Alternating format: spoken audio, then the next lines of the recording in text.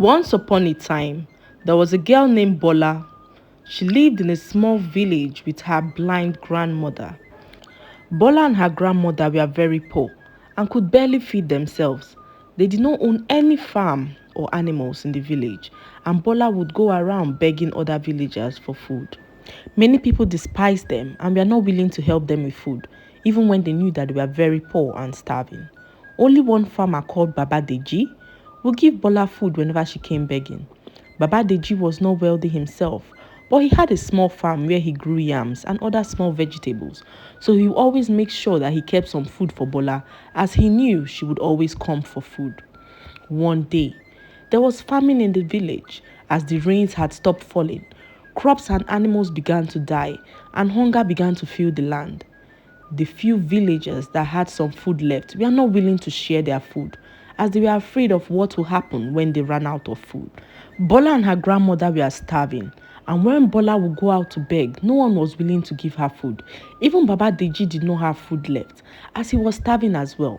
Bola returned home hungry one day, and seeing how her grandmother was suffering, it broke her heart deeply, and she wondered, what can I do to help my grandmother? Bola's grandmother began to fall sick, as the hunger was now unbearable, and Bola could not bear to watch her grandmother suffer any longer. So she went out in search of food one night. That night, Bola set out into the forest. It was so dark, and she hoped to return home with some food for her grandmother. As she walked around the forest, she could not find any food. Then she began to cry. Immediately, she remembered a song her grandmother used to sing to her when she was a little girl. Then she began to sing the song. She sang and sang and sang whilst crying. As she was singing, an old man approached her and asked why she was crying. Bola was scared because it was so late in the night and she was alone. But she spoke up and told the man about the famine in the village and how her grandmother was suffering because they had not eaten in days. The old man smiled and pointed towards his sandals laying by a rock and told Bola never to wear the sandals, but that whenever she wanted anything, she should first sing the song he just heard her sing and then make her wish, and that anything she wished for would come true. However, the old man warned Bola never to wear the sandals or tell anyone about it, and that a great consequence awaits whoever goes against the rules of the magic sandals. Immediately, Bola picked up the sandals and looked up to thank the old man, but he was nowhere to be found, so she hurriedly rushed home with the magic sandals. When she got home, her grandmother was groaning in pain, and Bola decided to wish on the magic sandals. So she began to sing the song her grandmother taught her.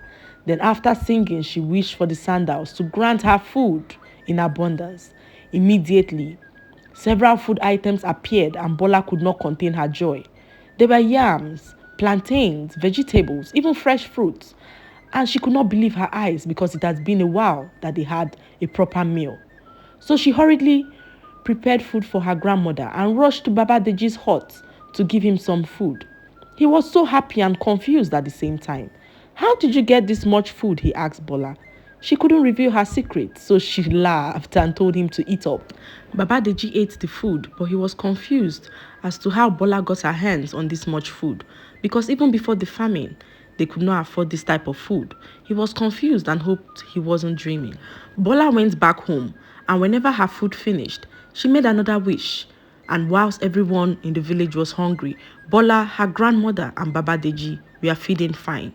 One day, Bola heard a cry in the distance, so she followed the sound of the cry. And on getting there, she saw Binta, who was the daughter of Madame Bimbo. Binta and her family have been so wicked to Bola and her grandmother, and they always insulted Bola when she came to beg for food. There was even a time when Bola came to beg Binta for some food, and instead of Binta to give Bola food, she threw the food on the floor for her dogs and chickens. Binta was very wicked, but Bola paid no mind to all Binta had done to them in the past and rushed home to get some food for Binta and her family because she saw they were starving. When she arrived at Binta's house with the food, Binta was surprised. She immediately called out her family and they rushed all the food. They ate and ate and ate that they didn't even notice when Bola had left their house. Bola was happy to help as she could not bear to see people hungry. That night, Binta and her sister came to Bola's house to spy on them. They could not understand how Bola could afford the food she brought to them. They peeked through Bola's window and heard her singing. As they were looking, they saw a very bright light coming from the sandals on the floor, and immediately the room was filled with different food items. Is this what she does to get food? Is this how she gets her food? They said to themselves. They were in shock, so they ran back home to tell their mother. When they told their mother about what they saw, Binta, her mother, and her sister devised a plan on how to steal the magic sandals. So late that night, they all set out on their mission. And when they got to Bola's house, Bola and her grandmother were fast asleep. So Binta tiptoed into Bola's room and quietly picked up the magic sandals. When they got home, Binta immediately wore the magic sandals, chanting, magic sandals, give us plenty food. Magic sandals, give us plenty food. But nothing happened. She tried and tried, but nothing happened still. So she took off the sandals to let her sister and mother to try their turn, to see if the sandals would listen to them instead. They then began to notice a hot sensation on their skin. Their bodies began to itch.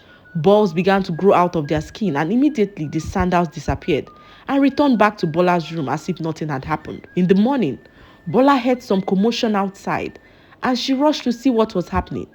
Then she saw Binta, her mother and sister, running around the village, screaming and itching their bodies. Everyone came out to see what was happening. Bola was confused and wondered how they got balls on their body. The pain and itch was too much to bear, but they could not bring themselves to admitting what they did, as the traditions of their village stated that anyone who steals will have to dance naked around the village square. So Binta, her mother and sister, made a vow never to reveal what they had done the previous night, and so they lived with their balls instead. Bola got into her room and wondered to herself if the magic sandal would be able to end all the villagers' suffering by restoring the rain and providing food for everyone. So she began to sing the song her grandmother taught her. Then she made a wish for there to be rain and abundance of food, and immediately rain began to fall, and the villagers saw animals trooping into the village, and soon later, crops began to grow and the famine ended. Bola was so happy as she and her grandmother never lacked anything, as the sandals granted their every wish. The lessons to be learned from this story is that situations are fleeting. Because you are not lacking today does not mean that the situation cannot change tomorrow. We should always try to help people in need, however and whenever we can. Never look down on people, and if someone helps you, never repay their good deeds with evil. Try to treat people the way you would like to be treated, and we will all live happily. Please like, subscribe, and comment your thoughts. It helps grow our channel. Thanks for watching, and I'll see you in our next story.